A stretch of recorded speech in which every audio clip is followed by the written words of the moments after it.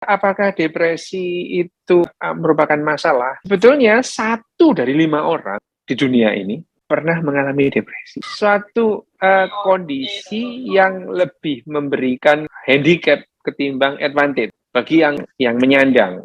Depresi itu apa? Sulit menjelaskan depresi kepada orang yang tidak pernah mengalami. Depresi itu tidak sekedar merasa agak sedih gitu itu.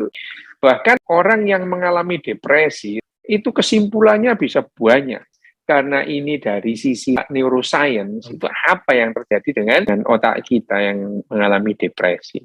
Depresi itu sendiri, ya memang sakit, seperti sakit-sakit yang lain, seperti sakit tipes, gitu. Jadi gangguan, iya gangguan.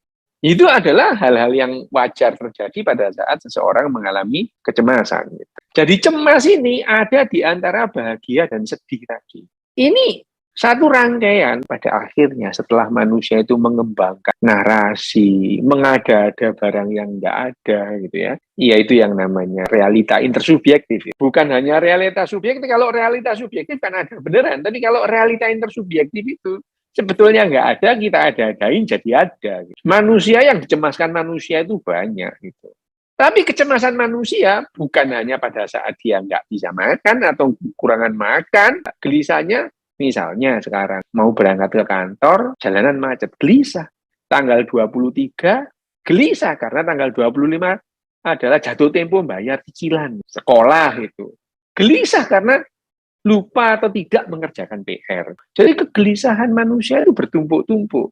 Karena hal-hal yang pada dasarnya nggak ada terus diada-adain. Ini yang menyebabkan sebetulnya dunia ini berjalan ya, mengarahkan kita menuju kegelisahan. Meskipun kegelisahan, gangguan cemas, dan depresi itu 2 hal yang berbeda, pemicunya, penyebabnya, bahkan gejala-gejalanya itu beririsan. Gitu. Tapi harus perlu diketahui, orang itu bisa gembira dan depresi pada saat yang sama. Misalkan kita bicara orang-orang terkenal ya, dia sudah menyatakan dirinya dan terdiagnosa penyandang depresi. 2 tokoh terkenal yang mengalami depresi seumur hidupnya, Winston Churchill dan Abraham Lincoln. Bintang film Robin Williams, Catherine Zeta-Jones itu, Dolly Parton, Gwyneth Paltrow, Al Pacino, Isaac Newton, Emma Thompson, orang yang nomor 2 menginjakkan kakinya di bulan, Buzz Aldrin, Halle Berry, Marilyn Monroe gitu. Wolfgang Amadeus Mozart. Jadi kalau kita tanya, seandainya Mozart itu dia tidak mengalami depresi, ya dia tidak menemukan ya bisa dia gitu ya. Uma Thurman gitu ya. Ini orang-orang depresi semua ya.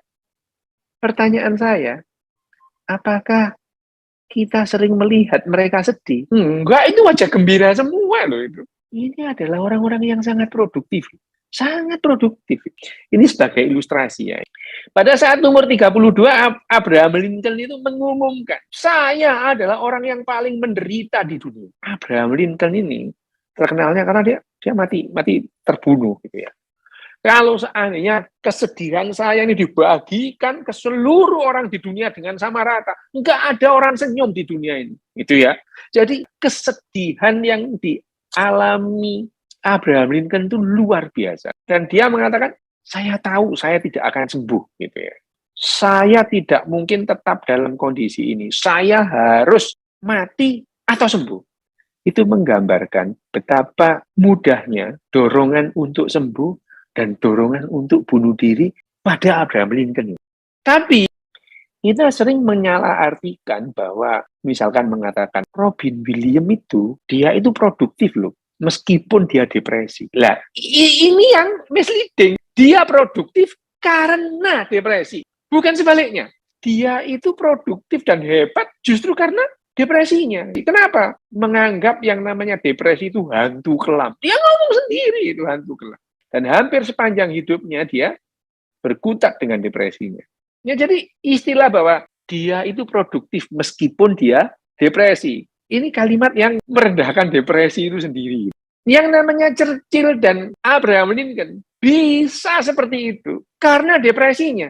Jadi jangan dibilang bahwa dia itu produktif meskipun dia depresi gitu ya. Walaupun dia depresi. No, kalau pertanyaannya, depresi itu suicidal atau produktif? Jawabannya adalah dua-duanya. Dua kecenderungan itu ada. Kalau ditanya lagi, apa yang terjadi dengan otak kita pada depresi? Sebetulnya adalah pada saat kita menghadapi berbagai macam narasi, kecemasan kita itu berlebih. Pada satu poin, otak kita itu kebingungan membedakan realita intersubjektif. Mana yang menguntungkan kita, mana yang merugikan kita, dan bagaimana otak kita itu merespon apakah bahagia atau cemas atau sedih. Itu yang mendapatkan perbedaan pada orang yang depresi. Karena ini adalah respon otak kita yang pada saat itu algoritmanya random itu. Sehingga spektrum dari depresi ini juga sangat bervariasi. Ada orang yang mukanya nggak pernah senyum seperti Abraham Lincoln, ada orang yang senyum terus seperti Robin Williams, meskipun akhirnya Robin Williams harus bunuh diri. 96% lebih bunuh diri disebabkan karena depresi. Kalau di Jepang itu beda budaya itu ya, yang kalau malu itu mereka bunuh diri. Gitu. Tapi pun tetap depresi itu juga merupakan faktor bunuh diri itu sendiri. Otak kita itu tidak selalu akurat, hampir selalu tidak akurat dalam menyimpulkan realita. Dan itu memang tidak penting bagi otak kita itu. Otak kita itu tidak dirancang untuk membedakan tentang benar dan salah. Otak kita dirancang untuk gimana caranya kita hidup lebih lama selama yang dimungkinkan. Itu ya. Nah, sekarang kalau ada orang yang selalu cemas atau penasaran tentang yang namanya kebenaran, itu sedikit banget gitu ya. Jadi ya, saintis itu sedikit dan tidak semua orang harus jadi saintis. Sedikit aja, nggak usah banyak-banyak.